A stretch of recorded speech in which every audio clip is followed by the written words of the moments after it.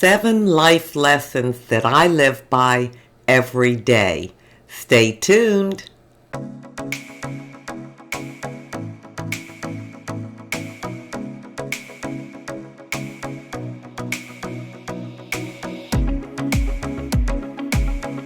Hi, and welcome to my channel. Thank you so much for being here today.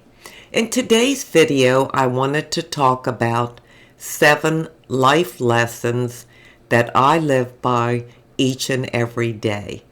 Now, we've all grown up with different sayings that we heard during our childhood or maybe from our parents, like, say, all that glitters is not gold, or don't count your chickens until they're hatched, or where there's smoke, there is fire.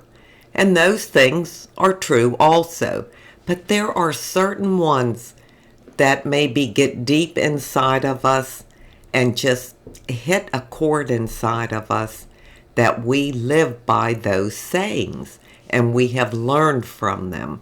So I'm going to tell you 7 of mine. I have more than 7, but I don't want this to be a long video. So let's start with number 1, and they're in no particular order. Number 1 would be never put off till tomorrow what you could accomplish today. Now, I know in my younger years, I'm sure I put a lot of things off. You know, sometimes you know things that you have to take care of, and you better get them accomplished today. But for one reason or another, we put them off. Maybe we don't feel like doing them. Maybe we think, oh, that doesn't matter. It can wait a couple more days. I've got plenty of time to do that. Well, that could be true. But as we get older, our mindset changes a lot. I know for me, at 72 and a half years old, I don't think about putting things off. I want to get them done today because we don't have a promise of tomorrow. And as we get older, we get different sicknesses. We're more prone to falling and injuring ourselves, and then we can't get it done. So each day becomes more and more important. And as long as we are physically capable of doing something that needs to be taken care of, it's better to do it today and not to put it off. Number 2, when someone shows you who they are the first time, believe them. Now, that's not to say you meet someone and you instantly judge them. That is wrong. That would not be the right thing to do. But as you spend a little time with people, you really get to see their true colors. Sometimes we want to deny it. We don't want to believe what we're seeing or hearing. But you know your own values and the characteristics that you look for in people, in the people that you associate with and you want to be in their lives. So if someone shows you who they are the first time, believe them and walk away. You'll be glad you did. Number 3, oh my, this one came from my ma. She said it all the time. She had many sayings, and this is one of them.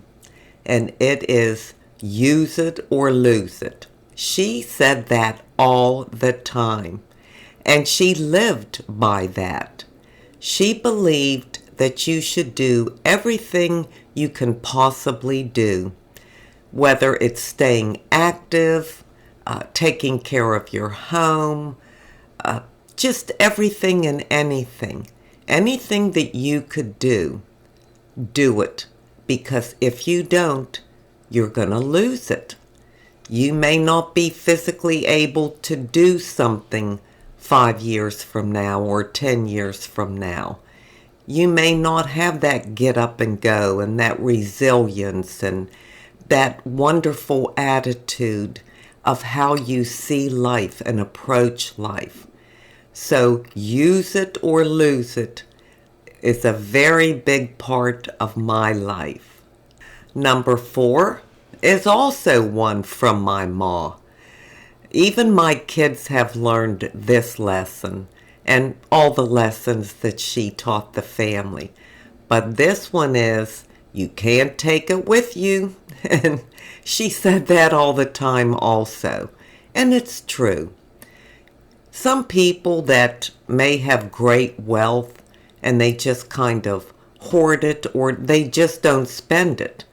They are saving it for something. They could be 85 years old. They're not going to live that much longer, but they won't do anything for themselves. They won't treat themselves. They won't get themselves something that they could use or that they need or that they want. Why not? The same with pretty dishes and tablecloths and clothing and your lingerie, your nightgowns and things like that. You can't take it with you. What are you saving it for? It makes no sense. A lot of people have some really pretty and good pieces of jewelry. They're only going to wear it on a special occasion, maybe once a year to a wedding or something like that. Why? Why not enjoy it now? Enjoy it each and every day, because you cannot take it with you. So be good to yourself, treat yourself, and use the pretty things that you have. Number 5, that saying that we've all heard, I'm sure, early to bed, early to rise. I think it used to go, makes a man healthy, wealthy, and wise. Well, I don't know about that part, but I can tell you, early to bed and early to rise is a big part of my life. Those of you that have been with me for a long time, you know I go to bed at 6 o'clock at night. Yes, 6 o'clock. Most people are just eating their supper, but I'm in bed. I'm going to sleep, and I'm up by 1, anywhere from 12 to 1. That's plenty of sleep for me. And I just love it. I love those wee hours of the morning. It's quiet. There's no interruptions. It's the best time to think, to pray, to get things done. And you don't have to bother anyone else in the house. I mean, I don't run the sweeper, but I can use my spin mop because, I mean, that doesn't make any noise. I can iron. I love to iron. I can polish my countertops and dust and do all kind of things. I could read a book. I could do whatever I want. And I'm full of energy at that time of the morning. That just works for me. I wouldn't be able to stand getting up at 6 or 7 or 8. Oh my gosh, I would feel like half my day is gone. Because when I get up in the morning, I want to relax and have a few cups of coffee, and then I start getting some things accomplished before I go out for my walk. So early to bed and early to rise is perfect for me. We were put to bed very early growing up, 6 o'clock, yes. My mother made us go to bed at 6 o'clock. All the kids were still out playing in the summertime. It was light out. We would look out the window and the neighborhood kids would be saying, "Come out and play, come out and play." We couldn't. We were in bed already. And don't you know, that's exactly how I raised my 3 children. They all went to bed at 6 o'clock. So it just kind of runs in the family. It works for me, and I just love it. Number 6, actions speak louder than words. Yes, we've all heard that saying. but we need to live by it. I know I need to live by it. It's very important to me. People can talk a good game. They can say, oh, if you need anything, just call me. Or if I can help in any way, just give me a call or text me. I'll be there for you. And it's all just words. They don't come through. I just could not live that way.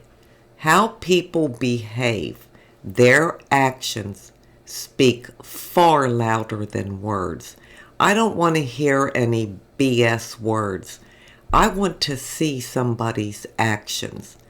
And I make an attempt every day to show who I am, what kind of person I am by my actions. That tells the true picture of a person and who you are. And number 7 is something that I have lived by since I was in my 20s. And it is, I would rather live 50 years like a tiger than 100 years like a chicken. I have this old plaque that I've had since my 20s. I still have it. It's in my office with me. Look at the back, how old this is. This is my motto. This is how I was raised. I have very strong convictions on what I believe in, what I don't believe in, how I feel about things, what standards I have, what morals I have, on and on. And I'm telling you, I will stand for them. I will fight for them. And that's it, period, the end. I would rather live by my convictions, no matter what, and be a tiger than live 100 years like a chicken, keeping my mouth shut if I'm asked a question on how I feel about something. No, I'm going to tell you how I feel about it. Now, that's not to say that I'm right, but if you ask my opinion or you ask me how I feel about something or what I believe in, I'm going to tell you.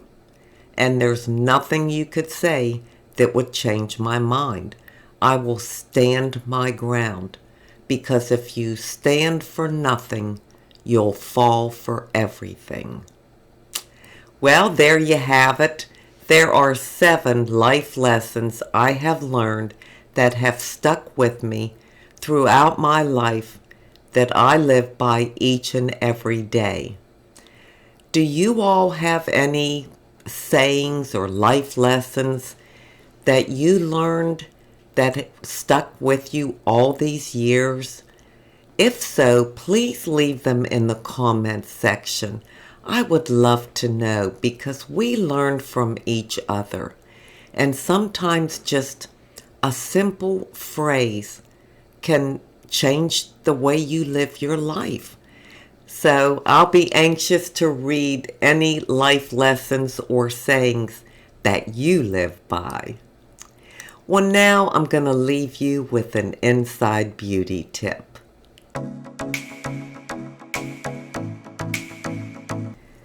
My inside beauty tip today comes from 1 Corinthians 13:13. And now these 3 remain: faith, hope, and love. But the greatest of these is love. I chose that passage because that is something else that I grew up with. That wasn't just a saying, but that was a very important biblical passage that was put into me as a child and that I have lived by my whole life. Faith is very important to me. I trust God. I believe in God. I love God with my whole heart, my whole soul, my whole being. My faith carries me through each and every day, and without it, I don't even want to think of where I would be. as far as hope goes, I'm a very optimistic person, and I have hope in all situations, no matter what, because I believe that God will fulfill all his promises.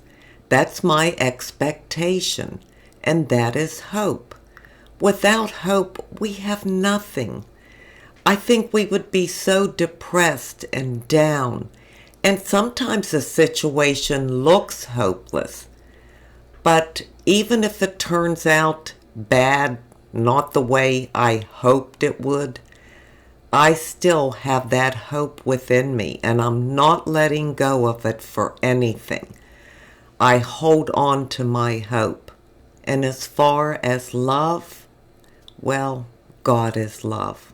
Isn't life all about love? It's about unselfishness. It's selfless love and compassion for others, for other human beings, to care about them, to think about who knows what they're going through. Even if you see a nasty person that's talking nasty to someone, we don't know what's going on in their lives. We don't know what news they just heard. We know nothing. And we need to love them in spite of what they're saying. Love really does make the world go round. Unfortunately, there's so much hate in the world today. It's just sickening. I can't even stand to think about it. But that's not going to change me, because I do love others, no matter what. Love is the greatest of these because it characterizes our life and how we live our lives and what we show to others. That's really all that God wants from us, is to love him with all of our being and to love others, because he did create each and every one of us. So I fill my heart with love every day, as I'm sure you do too. I thank you so much for being here today. I truly do appreciate it. And until we meet again, this is the old girl signing out. See ya!